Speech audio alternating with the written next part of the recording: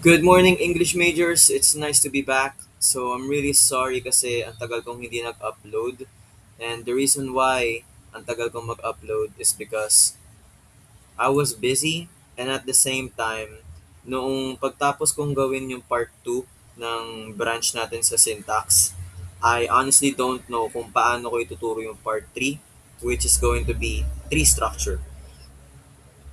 So, usually kasi tinuturo ko yung tree structure in person. 'Di ba? May blackboard at saka may whiteboard, tsaka kailangan ko lang ng marker and madali na ituro 'yon. However, digitally, hindi ko alam kung paano siya ituro. So, nanood muna ako sa ibang YouTube channels para makita kung paano sila magturo and gumagamit din sila ng parang blackboard din sa sa video. It's just that I think gumagamit sila ng pad para mag-drawing, ganon. Pero wala kasi yung pera. But the great thing here is that nakahanap ako ng website. So, ang pangalan ng website na to is Draw.io. And it's good. It's a good website. Pwede kang mag-drawing dito ng madami. So, look. So, i-endorse ko na rin siya basically. Yan. So, nakita nyo to, ah, madami siyang grids. Pwede kang gumawa dito ng mga flowchart kahit gaano kahaba. So, yan. Anyway, ang topic natin for today is tree structure.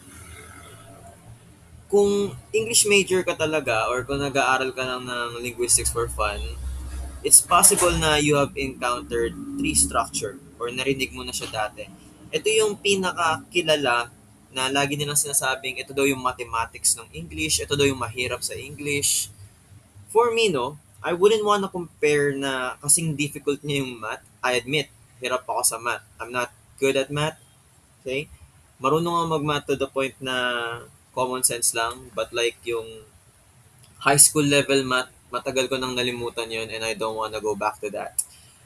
But I don't wanna say na kasing difficult siya ng math, okay? Baka nag-English major ka para makaiwas sa math, no? I understand that.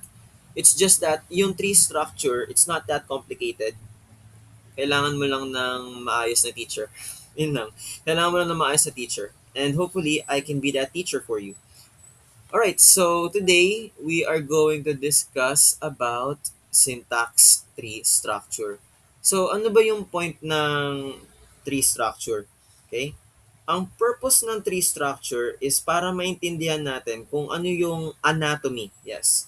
I wanna say anatomy ng isang sentence. So, ano ba ibig sabihin ng anatomy? 'Di ba in biology pag sinabi nating anatomy, ito yung parts of the body, right? Kung ano yung mga systems nito. We have the cardiovascular system, articulatory system, the integumentary system, 'di ba yun yung mga pinag-aaralan sa biology. Now, when it comes to language naman, ang mga sentence natin ay may anatomy rin. So, to make it simple, we have the parts of the sentence and at the same time, kung paano nagfa-function yung different parts of the sentence para makabuo ng sentence in general. So, di ba naturo ko sa part 1 na meron tayong phrase and clauses. Okay? So, yun yung magiging backbone natin. If you don't understand kung paano nagfa-function yung phrases and clauses, I suggest panoorin nyo muna yung part 1 video ko in syntax. And then in part 2, na-discuss ko rin kung paano mag-punctuate, right? Yung different types of sentence structures. So, kung isipin mo kasi, no, punctuation is also part of a sentence because dun mo makikita kung anong klaseng sentence siya. If it's simple, compound, complex, or compound complex. Now, in tree structure, dito na papasok, naiintindihan natin bawat word. Bawat word, kung paano siya nagiging kung paano siya nagiging phrase, and then bawat phrase, kung paano siya nakakatulong sa clause, and then bawat clause, kung paano nakakabuo ng sentence. So, it's going to be up.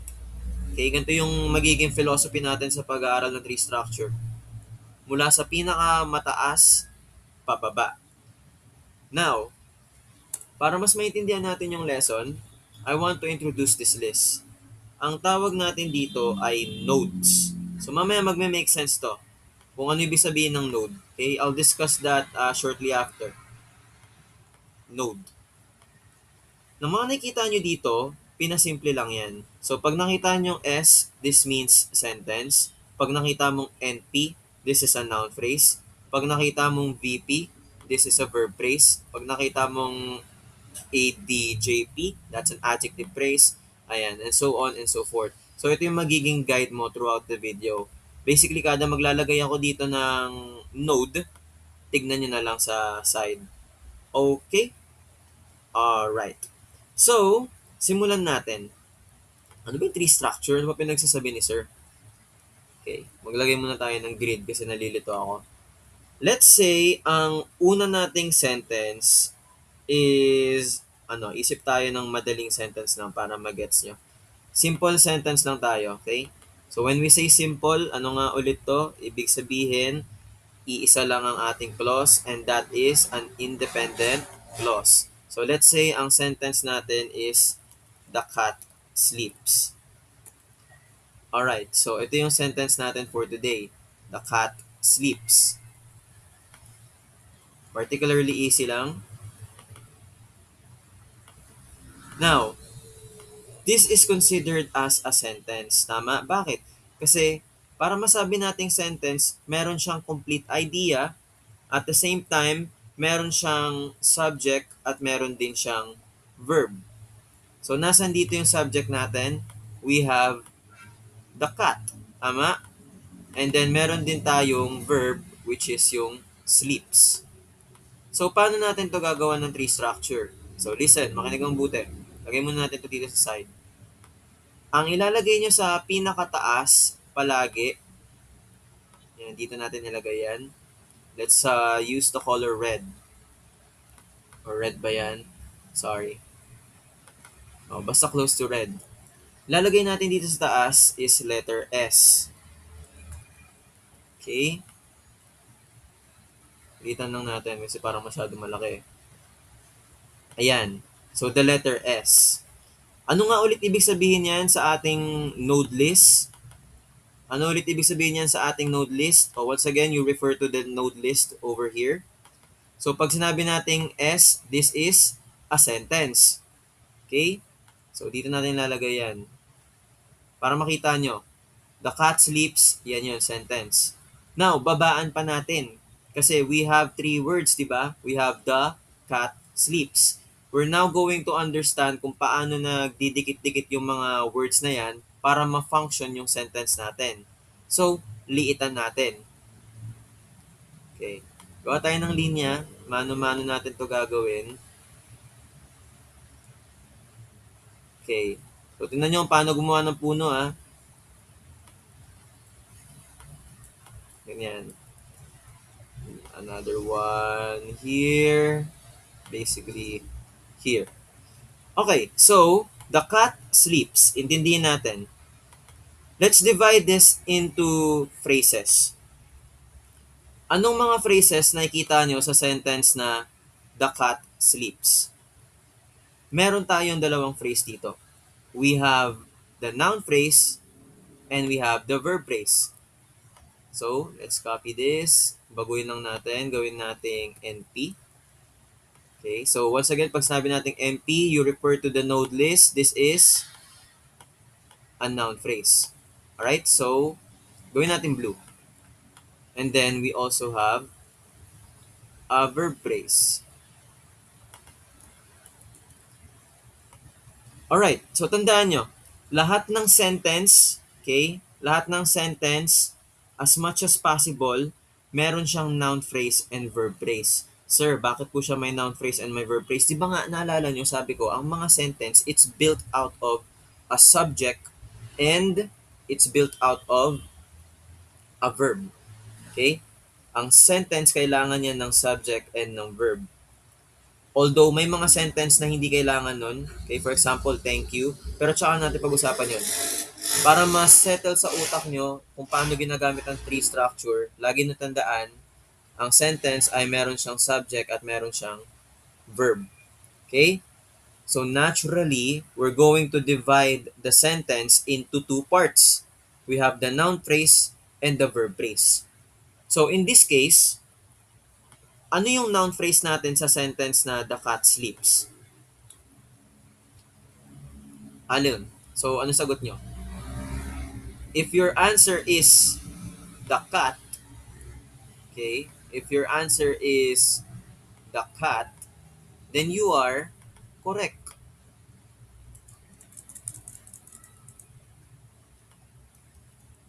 Yan, lagyan natin ng space. Ang tamang sagot dito is the cat. Yan yung ating noun phrase. Pero habaan pa natin. Okay? Kasi ano naman yung function ng the at ano naman yung function ng cat. So, lagyan natin dito. We're gonna add one here. And we're gonna add another one here. Ayan, para naman sa cat. So, ano yung function ng the at saka ng cat? Well, ang the, this is a determiner. This is a determiner. O, letter D. Diba? Yan yung nakita nyo sa node. And ang cat naman natin is obviously the noun. This is obviously the noun. Right. Okay, so balik tayo sa topic. Ang sentence natin is the cat sleeps. So, sentence, yung letter S, yan yung pinakamataas. Okay? Baguhin nga natin kulay nito. Gawin natin yan, medyo orange. Ang sentence nating the cat sleeps can be divided into two phrases. We have the noun phrase and we have the verb phrase. So, sa noun phrase natin, we have the cat. And kung titignan natin yung individual na function ng dalawang words na to, the at cat, we can see na yung the is a determiner and yung cat is the noun. So, kung ngayon mo lang narinig yung word na determiner, from the word determiner, it determines. So, anong klaseng pusa? Yung pusa, the cat. Or pwede rin naman natin sabihin a cat. Diba? Pwede rin natin sabihin a cat. Kung babaguhin natin yung sentence, diba? It's also a determiner. But anyway, specific tayo, the cat. Now, punta naman tayo sa verb phrase. So, naturally, isa lang naman yung verb natin dito, isa lang yung word na nagsisignify ng verb natin. So, we have for our verb phrase, the verb, hold on, the verb sleeps.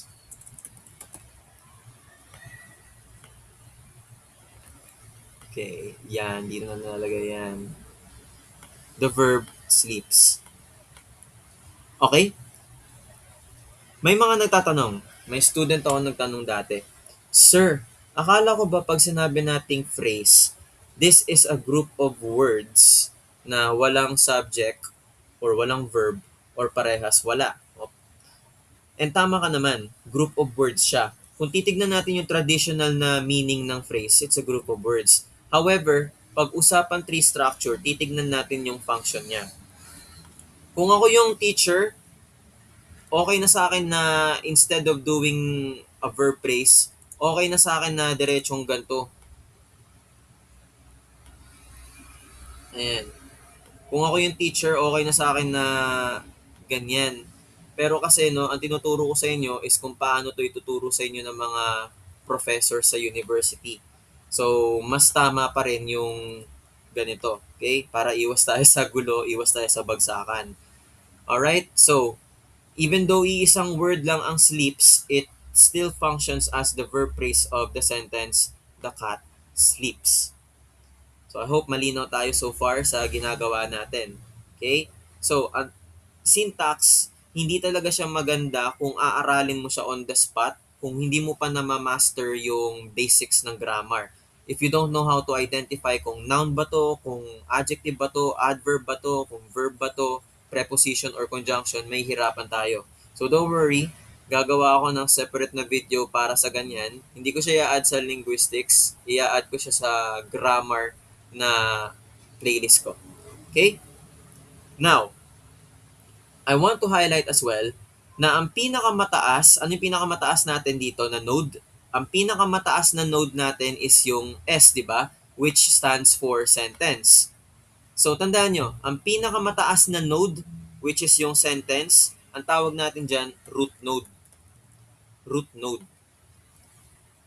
Okay? Next naman, ang susunod naman na bababa dyan is ang tinatawag nating branch. To, nakita nyo ng mga to? Yan, yung mga linya na yan. To, ito. So, ang tawag natin dyan ay branch. Yan. Para alam niyo yung yung terms natin sa anatomy ng pinagagawa natin. Okay? So once again, pag sinabi nating root node, this is the highest point of the tree, and then yung pababa niya, we call them branches. Okay? Now, punta naman tayo sa kulay blue. 'Di ba? Hinighlight natin tong kulay blue. Yan. So ang tawag natin sa blue na to is parent. Parent node. Okay? Parent node ang tawag natin dyan. So, si verb phrase at saka si noun phrase, parent node tawag dyan. Now, sa pinakababa naman, itong mga orange na to. Ang tawag natin dyan, kung meron tayong parent node, meron din tayong child node. Okay? Child node. And, ang pinakababa naman, okay, so since itong the at cat ay under ng parent node, and they are child nodes. So, dahil si da at cat, ang tawag natin sa kanila ay sister nodes. Okay? Sister nodes yan, si determiner at saka si noun. Sister nodes. So, kung isipin mo, para silang family. Alright? So, family sila. Now, I want to introduce another concept. Ang tawag natin dito sa concept na to is constituent. Constituent. Okay. This is another concept na I want to introduce. Constituent. Pag sinabi natin constituent is any group of words that functions as one grammatical unit. So question, itong dakat, yan, dakat. Yang dakat natin, is this functioning as one grammatical unit? The answer is yes. Diba? This is a noun phrase. So that is one grammatical unit. How about itong sleeps? Even though one word lang siya, tumatayo ba siya as one grammatical unit? Yes. Tumatayo siyang verb phrase sa sentence natin na the cat sleeps. So, yan ang ibig sabihin natin kay constituent. O, ang tanong, Sir, ano po pinagkaiba ng constituent at saka ng nodes?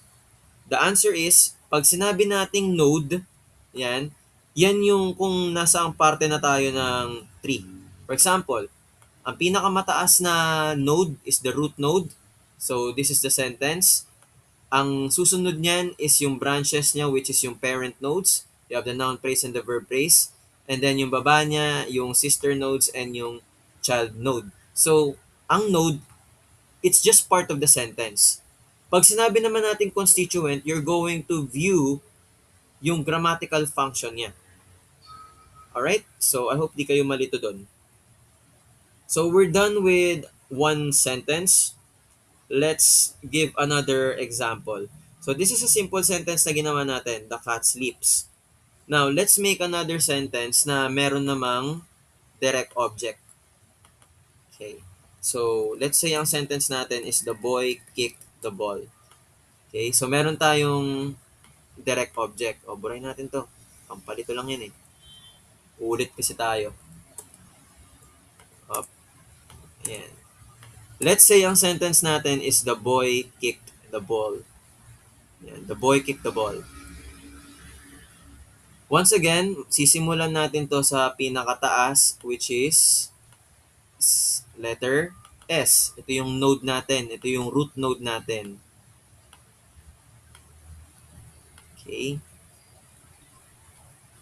This is our root node.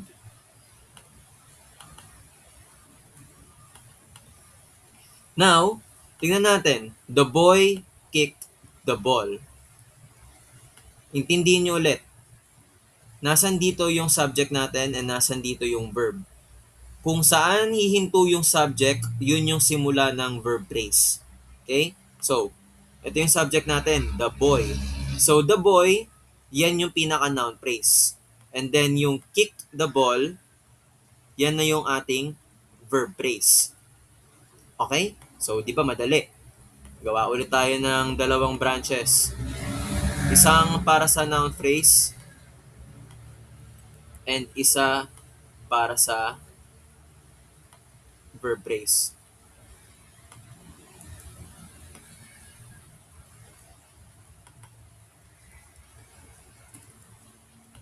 Okay?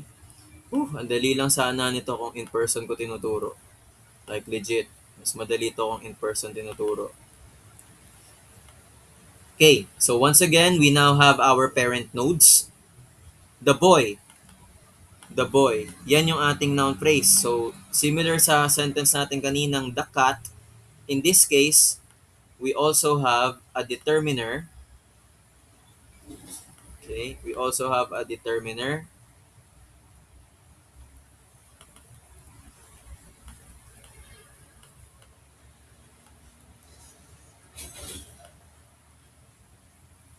Okay, wait lang po. Okay. We have a determiner and we have our noun.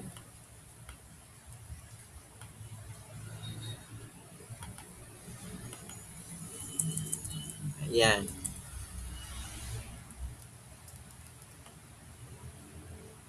Okay. So we're doing well so far. And then, kick the ball. So dito medyo may iba. Kasi yung unang sentence natin, 'di ba? It's just one verb, which is yun na yung word natin. Yung word natin na sleeps kanina, yun yung pinaka-verb phrase. However, in this case, humaba na. Kick the ball. So medyo mahaba na, kick the ball. So paano natin to i-divide? English majors.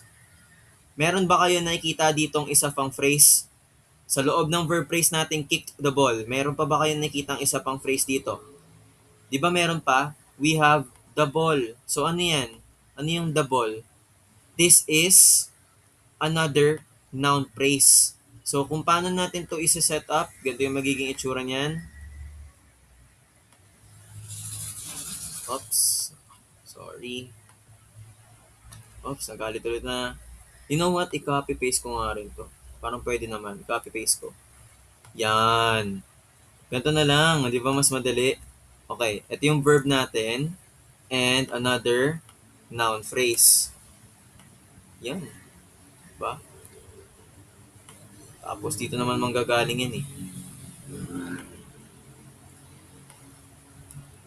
Tapos ito, type lang natin the ball.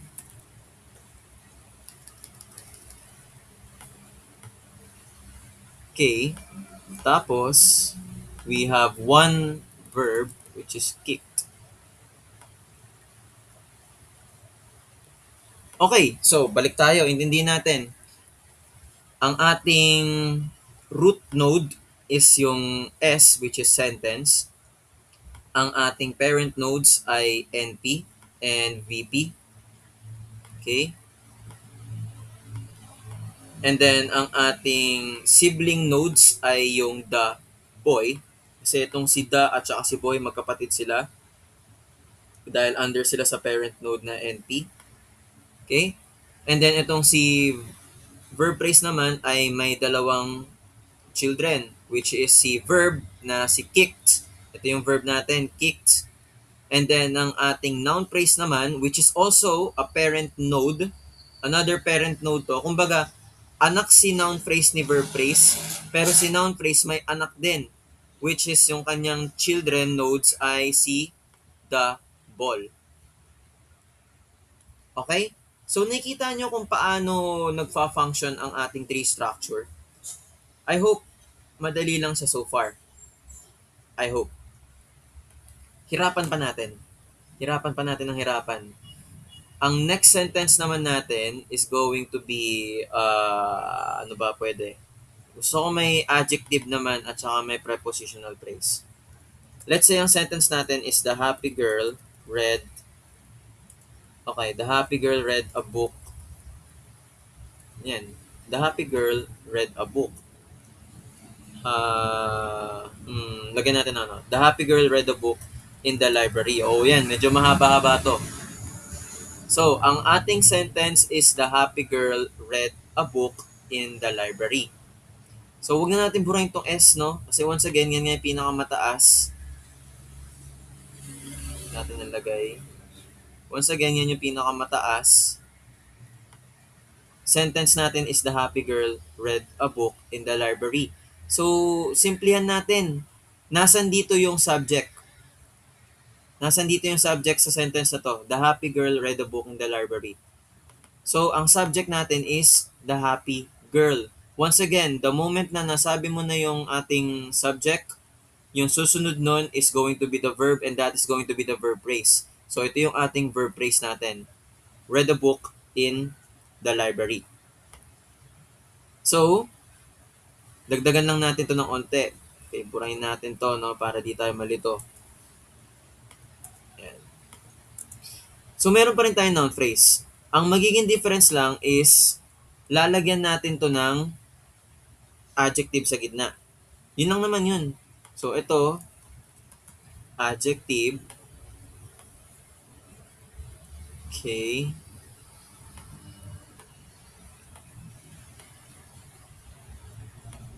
Ayan. Tapos, gawa pa tayo ng isa dito.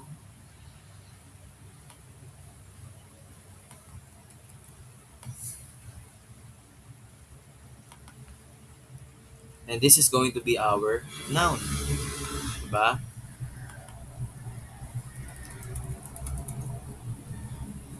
Alright. So, dito natin siya ilagay.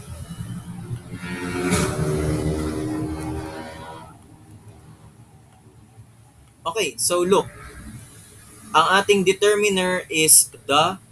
Ang ating adjective is happy. And then, ang ating noun is girl. As you can see, yung noun phrase na the happy girl, that is our subject. So, once again, ano naman yung verb phrase natin? Ulitin ko for the third time or fourth time ko na ata ito sinabi. Pag sinabi nating verb phrase, kung saan hihinto yung subject natin, so ano yung subject natin sa sentence na to? The happy girl. Kung saan hihinto ang ating subject, yun yung simula ng verb phrase natin. Read a book in the library. So, sa verb phrase na read a book in the library, nasan dyan ang ating main verb? Our main verb is going to be the verb, okay, which is going to be the verb, ano po? Ang verb natin is read. Read ang ating verb. Hold on. Lagyan natin. Okay. Kailangan ko talaga mag-invest ng pad, no? So, huwag kayong mag-alala. Bala ko naman bumili ng iPad. Gumagamit pa rin kasi ako ng laptop hanggang ngayon. Sensya na kayo. So, lagyan na lang natin dito ng dagdag. So, it's going to be red. Yan. So, ang ating verb is going to be read. Now, meron naman tayong makikitang a book in the library. A book in the library. So, itong verb phrase natin, pwede pa tong lumiit ng lumiit. So, ilang phrases nakikita nyo a book in the library? Ilang phrases nakikita nyo? If your answer is dalawang phrase, tama. Pero anong phrases yung mga yon? So, we have a book. Agree ba kayo na noun phrase yan? Di ba sinabi ko kanina yung a cat? Oh, so this is also a noun phrase. Ayan naman yung in the book. In the library.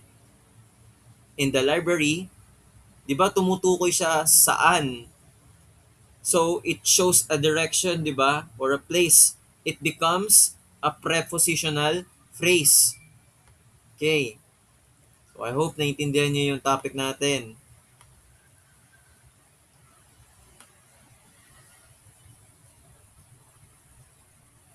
Okay. Ang pangit ng tree structure ko, pasensya na kayo. Kung ako naman kasi yung prof, maintindihan ko yan. And P. Basta, ang kahalagahan lang naman kasi ng tree structure, no, sa college is basta makita ng prof nyo kung paano nagfa-function yung constituents niya at napaliwanag mo naman ng mabuti. Hindi sila sobrang strict. However, may mga prof lang talaga na kailangan sobrang ganda ng tree structure mo, no? So, medyo delikado mga ganun. Gandahan mo na lang yung paggawa. Alright.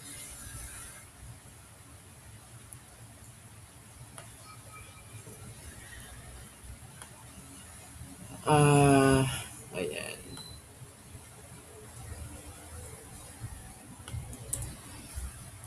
Okay.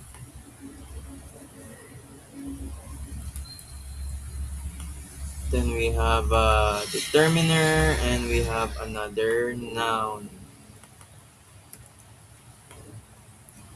Okay. And then, gawin din natin to para dito. Okay. Prepositional phrase. So, prepositional phrase, dito naman ay preposition. And then, another noun phrase. Okay. So, look. Yan.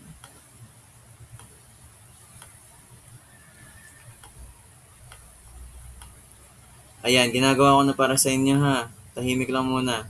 Ipapaliwanag ko isa-isa.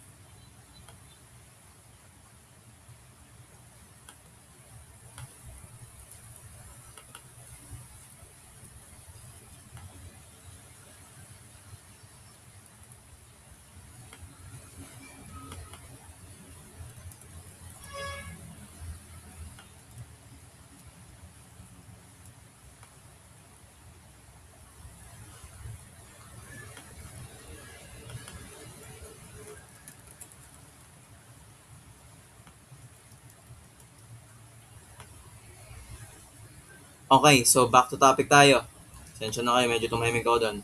Ang sentence natin is, the happy girl read a book in the library. So, what is our root node? Ang root node natin is the sentence itself. So, yun yung pinakamataas ng node. Now, let's divide it into parent nodes. So, we have the noun phrase and the verb phrase. Once again, ang ating noun phrase is the happy girl kasi yan yung subject natin. And then we have the verb phrase which is read a book in the library. So, sa noun phrase natin, kung mapapansin nyo, meron siyang tatlong child notes. We have a determiner, we have an adjective, and we have a noun. And itong tatlong to, they are siblings kasi magkakapatid sila, they function all together. So, itong the, determiner natin, the. An adjective natin is happy. Anong klaseng girl? Happy na girl.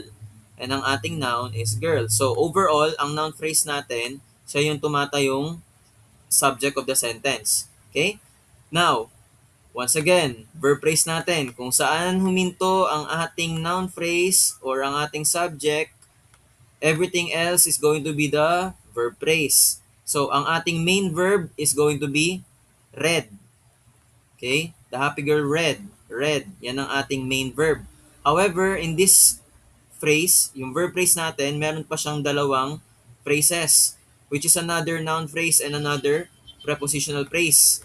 Ang noun phrase natin, in this part, ang noun phrase natin is a book. Yan o, a book. Yan ang ating noun phrase. And then meron tayong prepositional phrase which is in the library. So, ang ating preposition sa in the library is obviously going to be the word in. And then, ang another noun phrase natin is the library. And our determiner is the, and our noun is the library. So, as you can see, itong root node natin ay may parent node na verb phrase, na may child node na prepositional phrase, pero si child node ay technically another parent node kasi meron pa siyang isang anak, which is si noun phrase at saka si prepositional phrase. Pero kung titignan mo tong noun phrase na to, even though child node siya ni prepositional phrase, meron din siyang dalawang anak. So, parent mode ulit siya. And ito naman yung kanyang anak. So, nakikita nyo kung paano tayo gumawa ng tree structure? Mahirap ba? Kung nahihirapan kayo, okay lang yan. Naiintindihan ko. Sabi ko nga, mas madali to yung turo in person. Kasi makakuha agad ako ng feedback kung nalilito ba kayo or hindi. But since this is just online and digital, recorded pa, medyo nakakalito nga naman. So, I understand kung saan kayo nanggagaling. But anyway, this is our third sentence. Now, let's think of a fourth sentence. Okay? Let's think of a fourth sentence. Yung medyo mahirap naman. Ano ba pwedeng gawin? Um, ang fourth sentence naman natin, let's go with a compound sentence. Tama. Let's go with a compound sentence. So, di ba, ano nga ulit yung compound sentence? Di ba, pag sinabi natin compound sentence, this is a sentence na may dalawang clauses. Anong klaseng clauses? Pag compound, dalawang independent, dalawang independent clause. So, let's say, ang independent clause natin is the teacher explained the lesson. Yan yung una nating clause, independent clause. Pangalawa nating independent clause, 'di ba? Lalagyan natin dito ng conjunction. And the students listened. Okay, so medyo mahaba 'to, no? Medyo malaki-laki 'to. Kasi meron na tayong dalawang clause. So kung para mas mapadali 'to, guys, ang kailangan lang nating gawin is gumawa lang tayo ng dalawang tree structure. Ganun lang naman yun. Hindi siya ganun ka-complicated. Gagawa lang tayo ng dalawang tree structure. So, in this sentence, the teacher explained the lesson and the students listened. Ang pinaka-root node natin is going to be sentence pa rin. Okay? Hold on. Ayan, dito lang natin. Ayan, dito natin siya gawin. Sentence. Now, agree ba kayo na meron tayong dalawang clauses dito? 'Di ba? Meron nga tayong dalawang clauses dito. So, sorry, di ko pala nalagay dito. Wait lang, maglagay tayo dito. Pag sinabi naman natin C, this is a clause. Okay, may dinagdag ako sa node natin. Okay, etong C. Pag sinabi natin C, clause yan. So, by that logic, maglagay tayo ng dalawang branch. So, sa first branch natin, okay, intindihin muna natin yung unang clause. So, lagay tayo dito. Letter C. Okay. Gawin natin, ano ba pwedeng magandang kulay sa clause? Let's go with, ito na lang. Gray na lang yung clause natin. Alright. So, this is the first clause. Asan dito yung first clause sa sentence natin? The teacher explained the lesson and the students listened. Nasaan dito yung first clause? Ang first clause natin, first independent clause is the teacher explained the lesson. Okay? The teacher explained the lesson. Yan yung ating first clause. Now, ang gagawin lang natin is, obviously, focus tayo sa the teacher explained the lesson. Kasi pwede natin tong i-divide. So, i-assume natin, yan, to. Sa clause na to, the teacher explained the lesson, agree naman kayo, di ba, na ang independent clause, that is basically a simple sentence. Tama? So, paano nyo i-divide to? Nasaan yung ating subject dito? Ang subject natin is the teacher. And then, ang ating verb is explain. Explain. So, paano natin gagawin yan? Di ba? We have the noun phrase. So, ang noun phrase natin is what? Our noun phrase is, once again, going to be the teacher. Yun lang, wag mo masyadong i-overthink yan. Okay, kulay. Yan.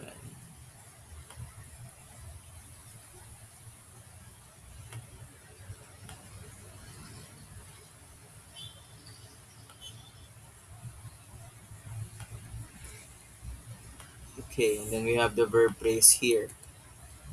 So ito yung parent nodes natin. And then we're going to have another child node. Okay, which is determiner nga po yan.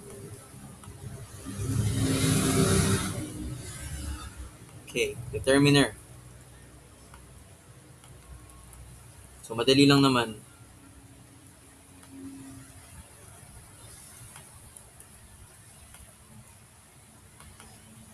Okay, and then ang nating noun.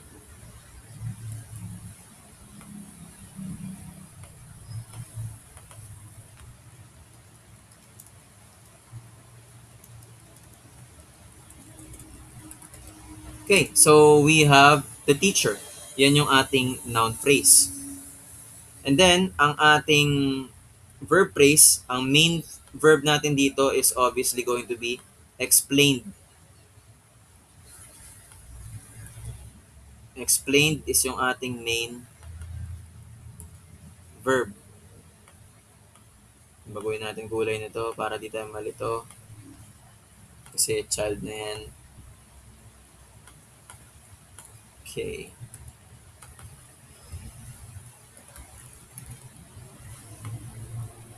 Okay. And then we have another phrase which is the lesson. So, mafo-fall na yan siya sa another parent node which is a noun phrase. So, I hope naintindihan niyo yung lesson natin so far, no? It's particularly simple lang naman. Hindi natin siya kailangan masyadong i-overthink. Sabi ko nga, hindi ito mathematics. Kaya huwag kayong masyadong ma-intimidate.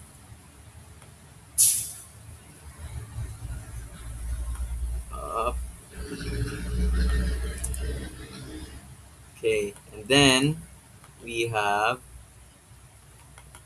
the lesson.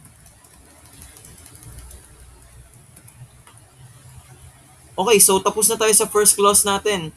The teacher explained the lesson. Tapos na tayo sa first clause natin.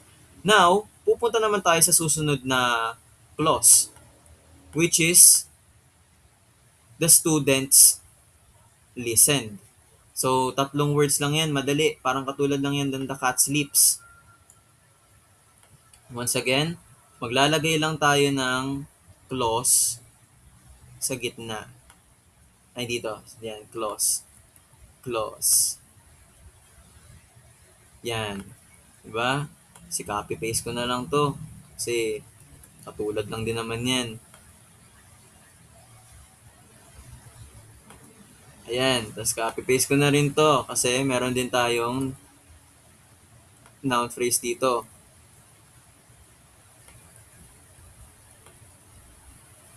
Yan. So, ang ating noun phrase is, in this clause, is going to be the students. Tama? Yan, the students. And then, ang ating magiging verb phrase is isang word lang naman, which is going to be listen.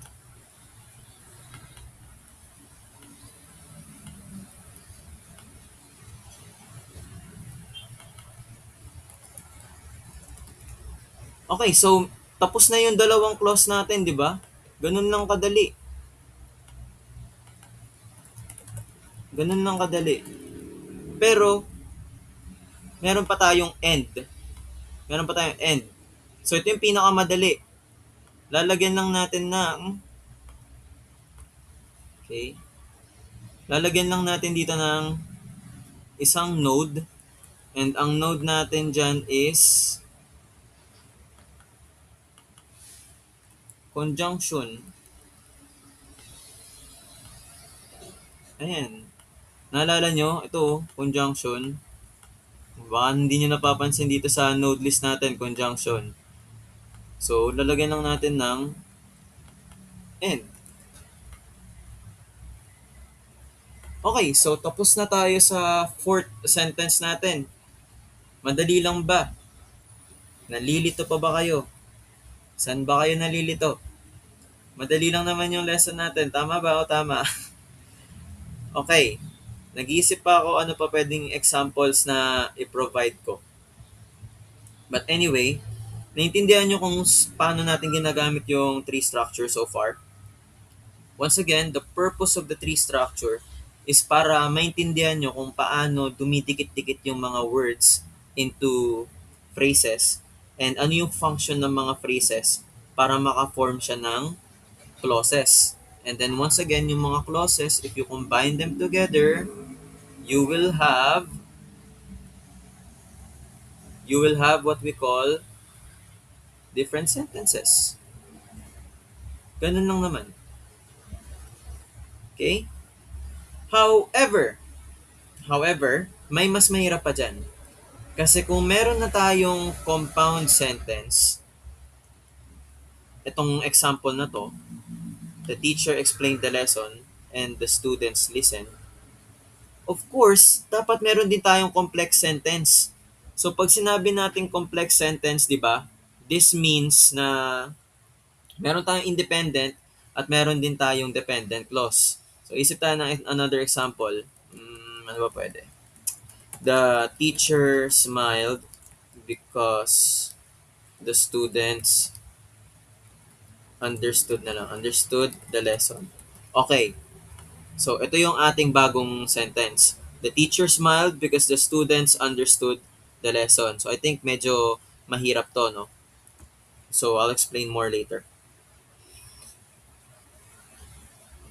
Okay, so this is our sentence. The teacher smiled because the students understood the lesson. Okay, bibigyan kita ng time, i-pause mo muna tong video, and based sa mga natutunan mo so far, try mong gawin to on your own.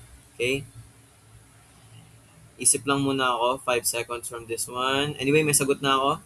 Pause the video because I'll explain now. Right. Burayin lang natin to, burayin natin to.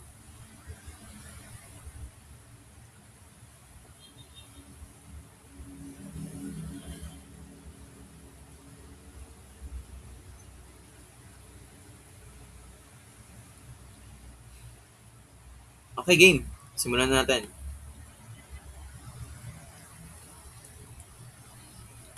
Ayan, binarabura ko lang. Hindi natin ito mabuti. Etong the teacher smiled because the students understood the lesson. Once again, hanapin natin yung ating main clause. Ang ating main clause is the teacher smiled. Ito yung independent clause natin, kaya siya yung main clause. And then the rest, ang tawag natin dito subordinate clause or yung dependent clause. Ang dependent clause natin, nagsisimula to sa subordinating conjunction, which is because the students understood the lesson. Okay? It's just that, itong sentence na naisip ko pala, ay meron siyang complementizer phrase. Sorry, no? Hindi ko yung nalagay dito. So, CP. Yan. CP. Complementizer phrase. Ayan. May complementizer tayo dyan. So, pamaya papaliwanag ko yon. Anyway, simulan na natin. Simulan natin sa pinaka-highest na node. Ang highest node natin dito is obviously going to be a sentence, which is yung letter S.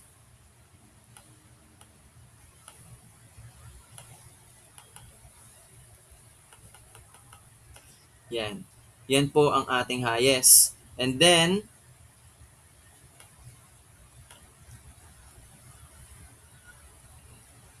gawa din tayo ng clause. Ang clause naman natin, okay, is madali lang.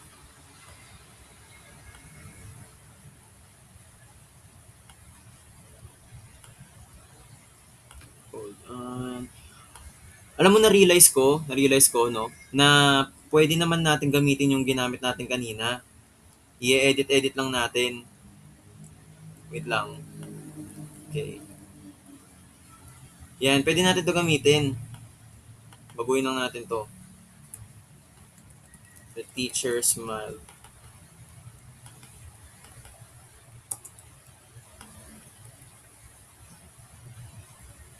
Ayan, ganito na lang. Mas madali pala to. Okay, the teacher smiled. Okay, ang conjunction naman natin dito is because. Okay, and the students understood the lesson. Dito tayo medyo mahabaan. So, ang noun phrase natin dito sa the teacher smiled. Okay, balik rin natin. Wait lang. Okay.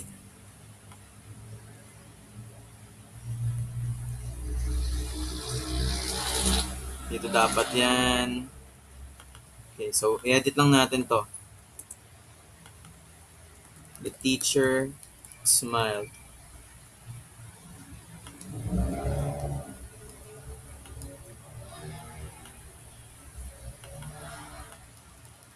Alright, so tapos na tayo sa first clause natin, di ba? The teacher smiled.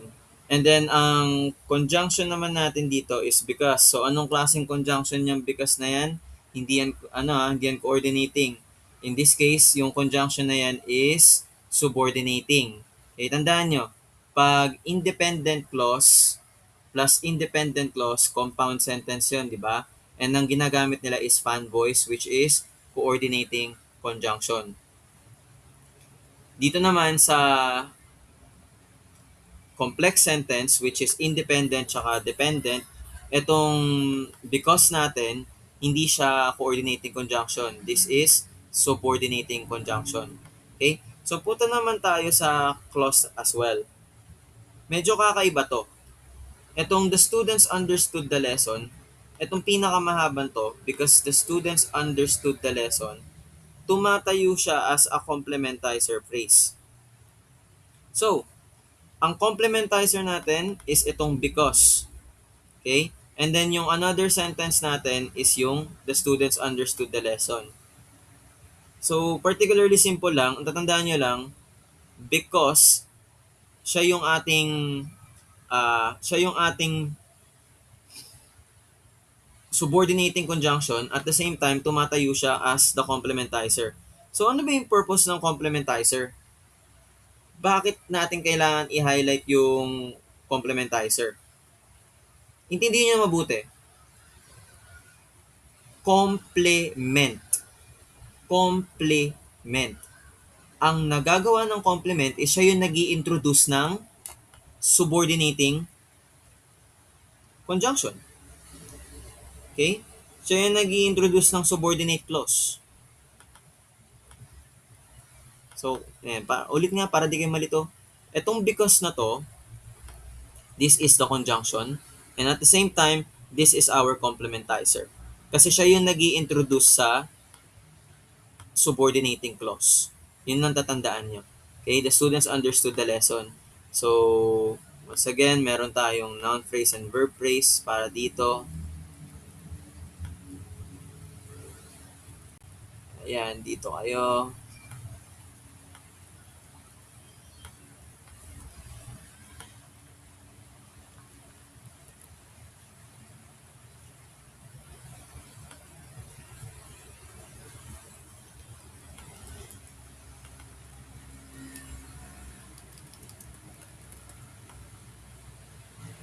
Yan.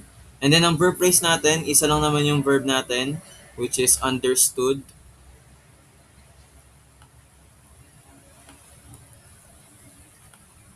Okay, understood. Verb.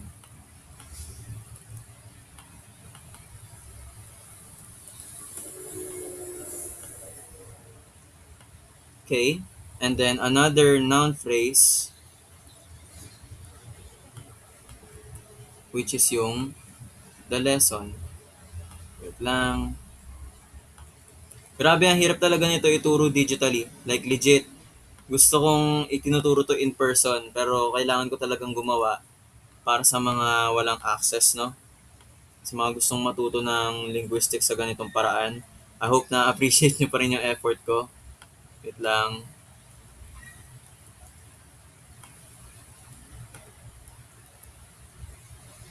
Okay. Ang ating noun phrase is going to be the lesson. Yun lang naman.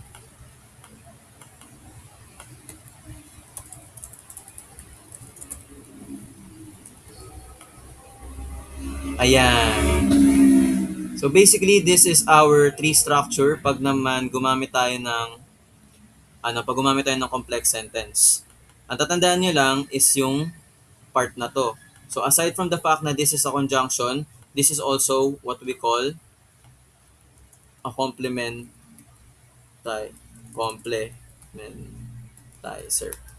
Mali. Ano nga spelling ng complementizer, kainis? Ah, wait lang. Complementizer. Yan. So this is also a complementizer. Once again, pag sinabi natin complementizer, it's a word that introduces a subordinate or dependent clause. Siya yung nagko-connect sa main clause natin. And we're done. Basically, ito yung basics ng tree structure. In the future, I will discuss another tree structure. Ang tawag naman natin doon is, wait lang. Ang tawag naman natin doon is X-bar theory. Okay? Hindi na to magiging part 3 ng syntax natin kasi medyo advanced na to. Yan, X-bar theory. Basta gagawa ko ng video about this one, the X-bar theory. But anyway, ganyan lang naman yung syntax level na ginagamit sa English. Yung X-bar theory, pang masters na yun or pang graduate school. But I do hope na appreciate nyo yung lesson. Pasensya na kayo, no? Sabi ko nga, kaya ako natagalang mag-post ng part 3 kasi hindi ko alam kung paano siya ituturo gamit yung laptop ko. So, tumatanggap ako ng... Sorry, may ingay. Tumatanggap ako ng donations. If interested kayong mag-donate sa akin, you can just reach me out or mag-comment kayo dyan sa comment section.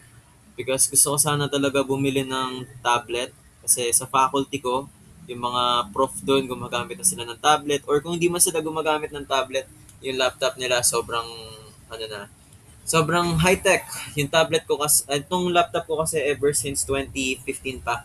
So medyo bumabagal na but dahil it gives me the performance na kailangan ko naman, yun. Nag-iipon naman ako, no? But anyway, thank you so much for watching this video. If you have questions, mag-comment lang kayo dyan. And once again, I appreciate the fact na nanonood kayo sa video ko, okay? Thank you so much, guys. And yan, more videos to come. Peace.